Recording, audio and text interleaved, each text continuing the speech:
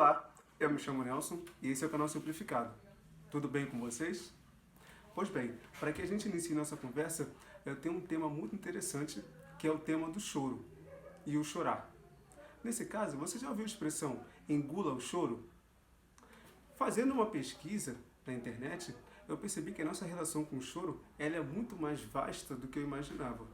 Por exemplo, essa questão do choro, a gente vê ela como repulsa, embora ela tenha propriedades que possam nos ajudar.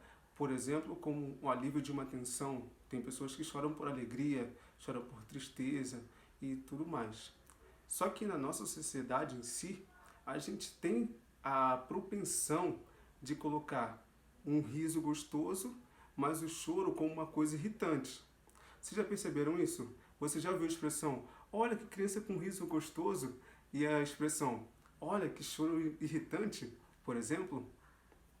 Fazendo mais uma pesquisa, eu percebi que, por exemplo, a gente tem uma ideia de colocar o choro como uma coisa não tão natural. Só que, pelo contrário, ela é natural do ser humano, no caso.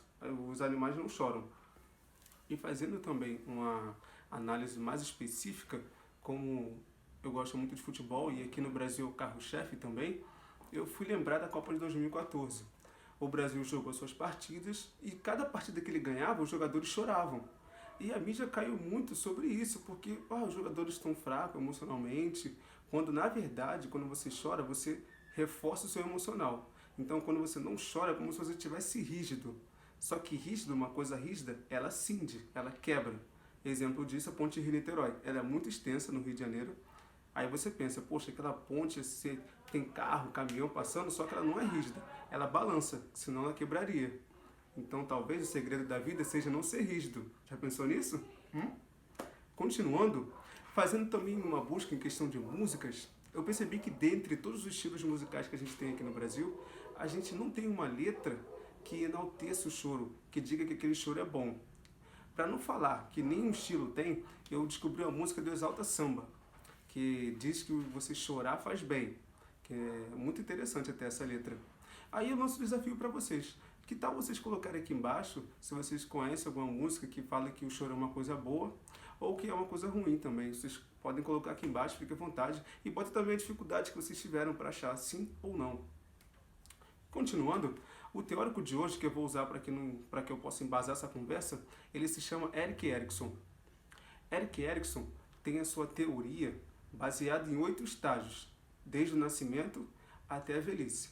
E dentre esses estágios, ele diz que tem uma crise de personalidade que você pode extrair um resultado positivo ou um resultado negativo, sendo ambos continuando na sua vida. Ou seja, se você teve um resultado positivo, você quando tiver uma situação parecida ou diferente mais para frente, você vai saber lidar com ela. A mesma coisa se for negativa. Se você tiver uma experiência ruim nesse momento, você não vai conseguir lidar com ela e posteriormente vai ficar colocando ela para frente. Exemplo disso é aquele chefe turrão que quando você comete algum erro, ele vai lá te reprime de forma brusca.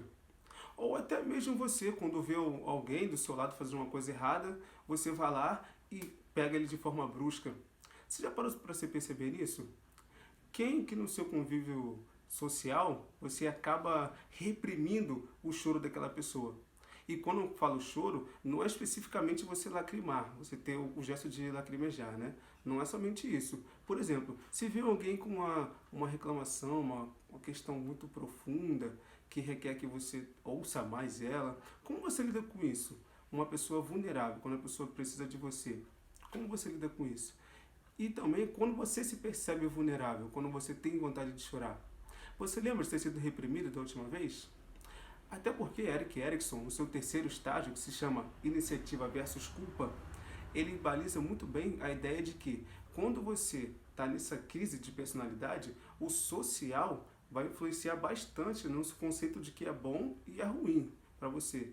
Por exemplo, se uma criança coloca a mão na tomada, se o pai for lá e falar com ela de uma forma muito brusca, ou a mãe, no caso também, né? Isso vai gerar uma consequência nessa criança que vai fazer com que ela conceba aquele conceito de colocar a mão na tomada como uma coisa ruim. Então, teoricamente, se ela não gostar de tomar choque, óbvio, ela não vai repetir esse comportamento. A mesma forma nós adultos. Se, por exemplo, eu aqui agora começasse a chorar, como você receberia isso? E se você estivesse próximo a mim? Você ia saber lidar com essa situação ou você ia ficar desconfortável também? Porque eu fiz uma pergunta no meu perfil no Instagram e 3 pessoas me responderam. Uma delas falou que chorava também, quando via outra pessoa chorando, ela chorava junto. A outra falou que quando no passado tinham as questões bobas, mas ainda assim ela chorava. E a outra foi a questão de se colocar como uma pessoa que vai lá e traz consolo para outra, né? Eu achei interessante, eu até agradeço pela participação das 3. No entanto, eu tenho uma pergunta. Como você pode dar uma coisa se você talvez não tenha recebido? Até porque, para que você possa afagar alguém, você tem que ter sido afagado no passado, correto? Então, tem essa relação muito estreita com o social. Por isso, Erik Erikson fez a teoria psicossocial. O seu psicológico se forma de acordo com o social, com o ambiente que você vive. Então, se esse ambiente não é acolhedor em relação ao choro, provavelmente você vai acabar repetindo questões quando você se vê numa situação de vulnerabilidade ou quando você se vê também numa situação de estresse, você vai retornar lá na sua infância e vai exprimir aquela resposta que você aprendeu. Bem automático assim, né? Então, aí fica uma pergunta bem interessante. Que tal a gente pensar como esse meio de hoje está influenciando nas nossas respostas? Porque se a gente for pensar, por exemplo, numa questão de isolamento, tem aquela frase, né? Ah, homem não chora. Porque eu posso estar desconfortável com esse isolamento, mas se eu não tiver ninguém para me afagar, isso vai acabar trazendo uma resposta muito pior. Vou acabar ficando mais ansioso e tudo mais. Aí também não vou ter esperança porque não vou ver ninguém para me ajudar, não vou poder falar sobre isso, né? Então pode trazer uma resposta muito negativa. Então nesse momento eu lanço essa pergunta. Você teve vontade de chorar na sua vida? Se você é homem ou mulher, você chora? Você tem essa habilidade de ver o outro chorando e entender que é uma coisa natural? Ou você se vê, quando você vê alguém chorando, você se sente desconfortável? Você já pensou sobre esse desconforto? Então eu me chamo Nelson. Até a próxima.